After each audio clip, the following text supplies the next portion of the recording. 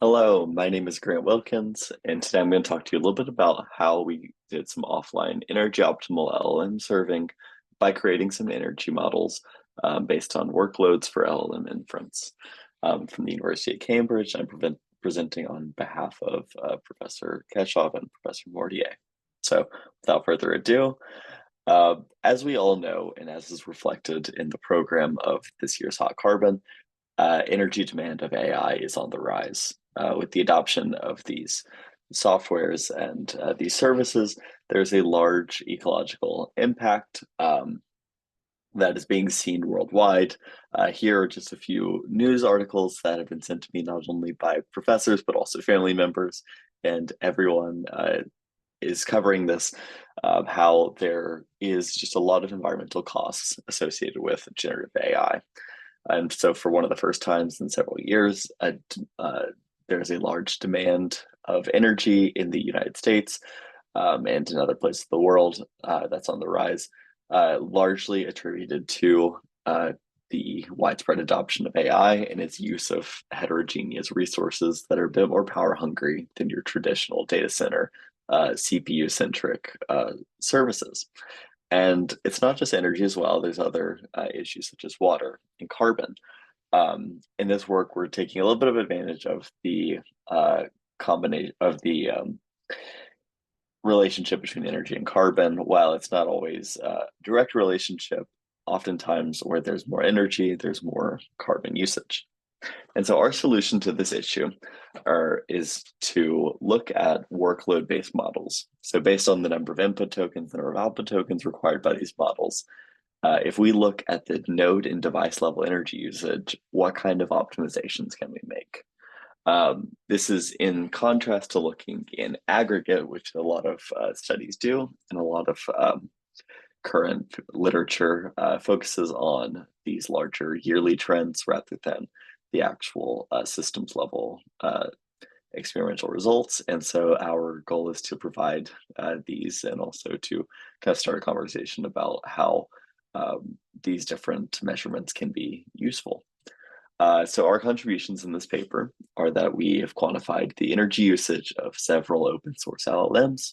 We've also developed some different workload-based models for energy consumption and runtime. We've also demonstrated that offline routing with an operational tuning parameter can be effective in reducing the amount of energy using the aforementioned models. And we've also open sourced our energy profiling tools. Oftentimes, I believe that sometimes energy measurements are a little bit mystifying, and so or sometimes difficult to implement. And so our hope with this is that different practitioners can use this to profile their own LLM setups and solutions. So hopping straight into our results, we have focused primarily on collecting energy for varying the number of input tokens and the number of output tokens, while holding each of the respective variables constant. So in this case, we hold the number of output tokens at 32, and we vary how many input tokens we're feeding into a given LLM. Here are the different LLMs that we've focused on in our profiling. And what you can see in the case of throughput is that there's some level of saturation with the number of input tokens. What that means is that whenever you increase the number of input tokens, there's some almost maximal throughput that is reached. And in the case of energy per token, you almost see an inverse effect that there is some energy per token, or energy efficiency as we're also calling it, that is reached by the model. Notable outliers of this is the mixtural sparse mixture of experts model, which combines a few 7 billion parameter expert models into a larger model that has the abilities of something like a 50 billion parameter model, but asymptotically behaves more similarly to that of something like a 13 billion parameter model. This is the first known study, I believe, that quantifies these energy savings, and so we're excited to share that. Now, the output tokens is a little bit of a different story. Output tokens in general are a lot more expensive to generate, because if you think of how information is fed through these models, every time a successive output token is created, it gets appended as a vector to these matrices, meaning the matrices grow, multiplications become a lot larger, and therefore each successive output token is in general just more expensive. And so you see the throughput actually falls with the number of output tokens when keeping the number of input tokens constant, and energy per token rises. Again, Mixtral is a bit of an outlier. It behaves asymptotically, a little bit more like Llama 2, 13 billion parameters. But the trend still remains that with more parameters, you're going to spend more energy, but you're also going to get more accuracy. And so what we noticed is that the energy associated with these models and the runtime as well were not independent for the number of input tokens and our output tokens. They actually had a coupled effect. We validated this through some analysis of variance experiments and found in general that there was actually a nice energy model that relied on not just the input tokens, not just the output tokens, but also both of them. And so with this specific model, we fit energy models and runtime models for every single LLM that we had tested. This led to some very accurate models that were statistically significant that then could be used in optimization.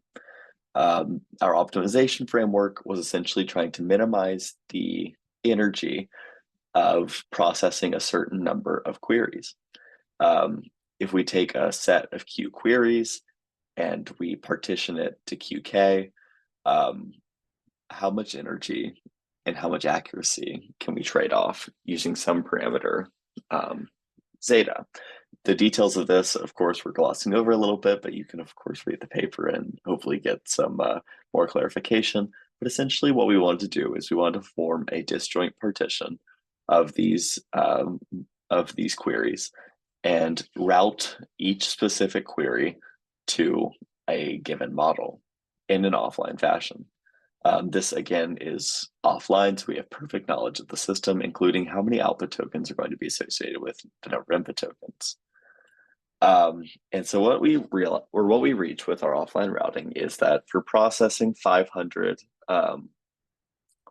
queries, that with our zeta parameter, you can easily trade off energy and accuracy.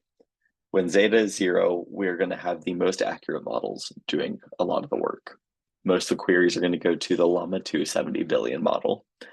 And though as zeta increases up to 1, we shift a lot of the work over to some of our smaller models, like Llama 2 7 billion and 13 billion parameter, that also are less accurate, but also more runtime efficient. And so one can imagine that zeta can be responsive to something like energy prices or sustainable energy availability, such that you, during times, let's say around 5 p.m. or something, when sustainable energy is maybe being diverted somewhere else, you would have a less accurate but also more energy efficient system. And you would do some rate limiting to make sure only paying users or something like that were getting to use the highest quality model, but also then you could offer things more rapidly and with a given fixed accuracy.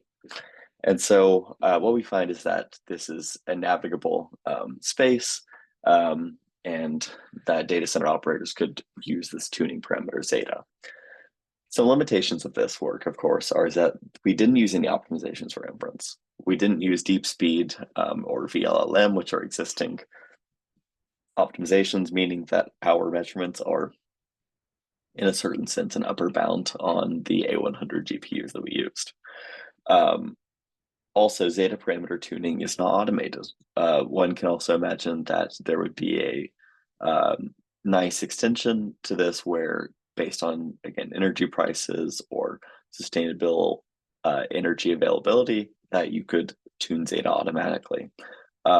Also, there's no current extension to the online setting. So again, future work would be based on some arrivals, you would have the energy. You could make a decision based on the estimated energy that a that a specific query was going to take. Finally, a takeaway is that we can profile a system and rapidly create accurate models of energy consumption that can be used to make informed scheduling decisions. Future work hopefully will build on the limitations that we've outlined and make this more robust and versatile, extending beyond the kind of batched offline setting that we've focused on specifically in this paper. If you have any questions, my email is right here below. I'd be happy to talk to any of you all. Again, apologies for not being able to make it in person. I hope it's a great conference and everything, and thank you all for listening. Without further ado, thank you so much.